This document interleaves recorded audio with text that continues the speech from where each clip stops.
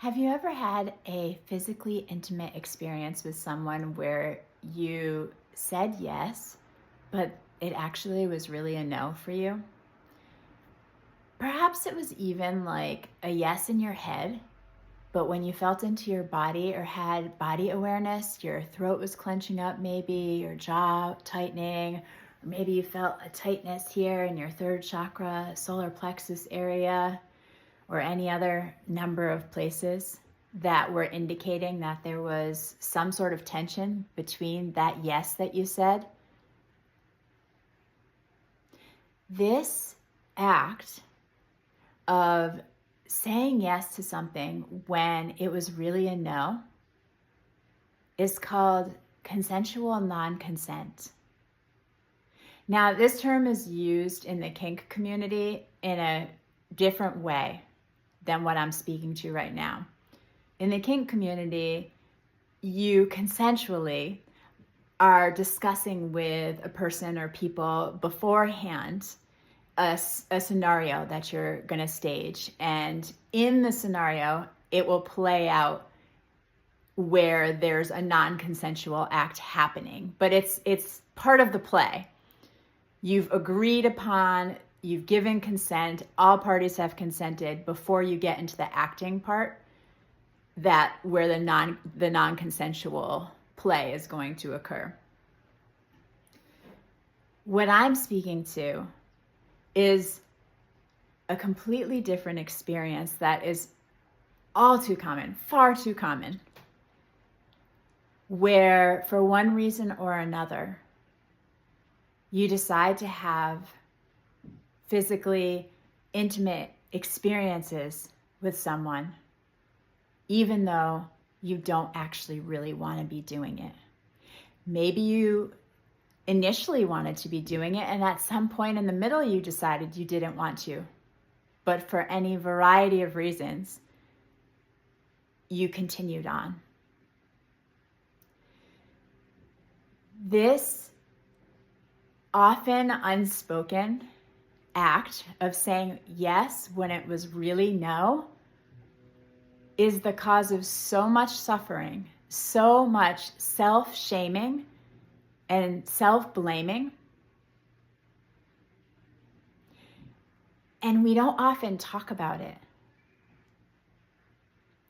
Giving language to this experience that is so tender and vulnerable, where we're blaming ourselves for a way that has caused us to feel disempowered and not trust ourselves anymore, not trust that we know how to take care of ourselves and keep ourselves safe anymore,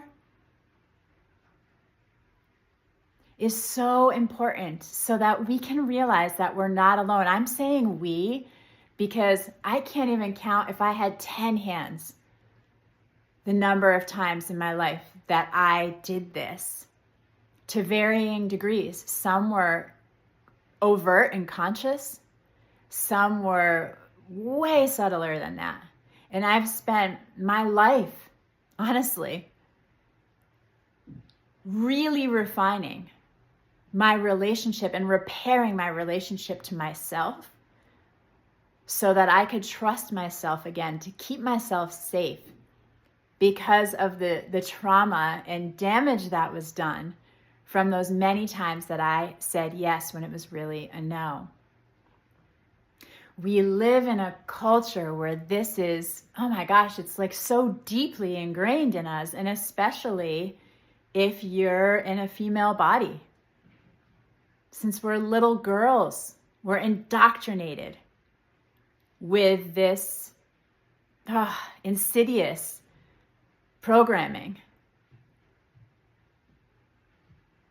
to say yes, or we will be punished in some way or another. We'll be socially rejected. We will be socially ostracized or called horrible things. We will get broken up with. There's so many different things that we're threatened by occurring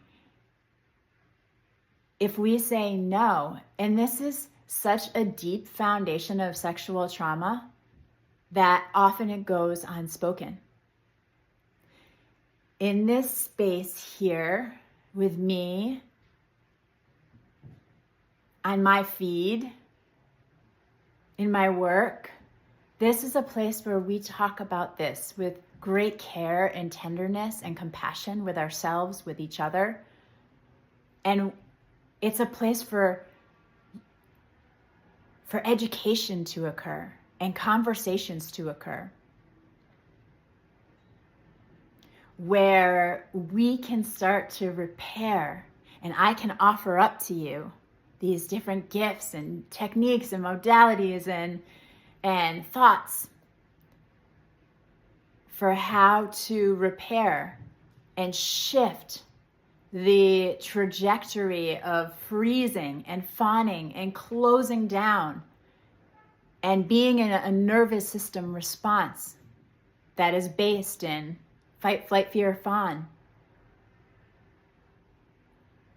to something that is from an embodied place and a place of love for yourself and a place of knowing and trust of how to tend to your heart, how to keep your actions aligned with what your body wants and feels safe with, what your heart wants.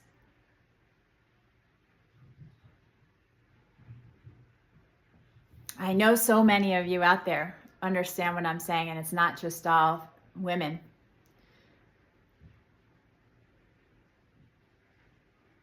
And I'm going to wrap this particular video up by saying an invitation of gentleness with yourself and a knowing that you're not alone in this and that you're not trapped in it.